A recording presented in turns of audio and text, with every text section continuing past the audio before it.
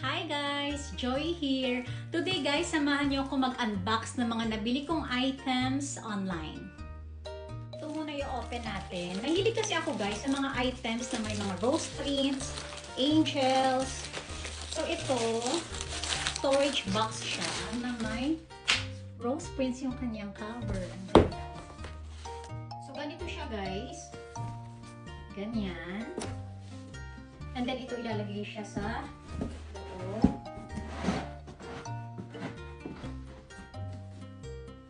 and then ito yung kanyang cover.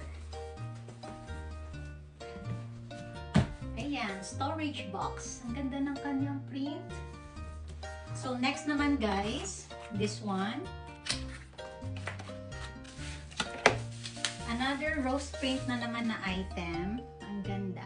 Patungan to guys ng pot. So sa kitchen to. Ganda. And then next item. So set siya guys. First, ito muna. So pwede siyang lagayan ng soap, shampoo. Then ito yung kanyang cover. Ang ganda.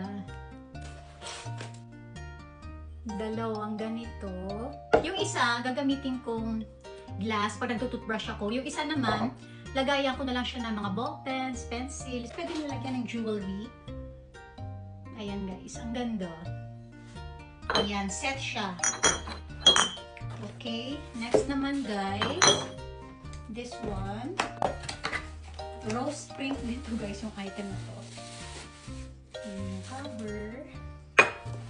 Ito naman guys, basurahan. Doon sa toilet ko sa taas. Ganyan siya. Ayan. Ito naman yung toilet brush. Ayan guys. Ganito yung mga hilig ko. Ganito kasama tong brush. Ayan guys. And then ilalagay siya dito.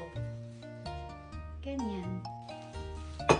And then guys, meron din ako nabili na ganito para sa bedroom ko. Ayan, rose pink din yan guys.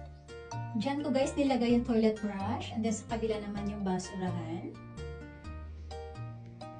Nice. Ayan na guys yung storage box. And then ang next ko na gagawin naman, yung mga nakalagay dito, ililipat ko siya dito. And then ibibigay ko na lang to kay Ken. Ayan, diba? Ang ganda. Ayan na siya guys. Ito naman yung lagayan ng jewelry. So pretty. Ito naman yung soap dispenser at saka yung glass pag magtututbrush ako. And ito naman guys yung pot holder sa kitchen. And last but not the least ng item, dito ko nilagay guys sa part ng bedroom ko na to. And I think bumagay naman siya dito. Meron pala akong ganito guys, matagal ko nang nabili at matagal na rin nakatago kasi hindi ko alam kung saan siya isasabit. But I think today, alam ko na kung saan siya magandang isabit.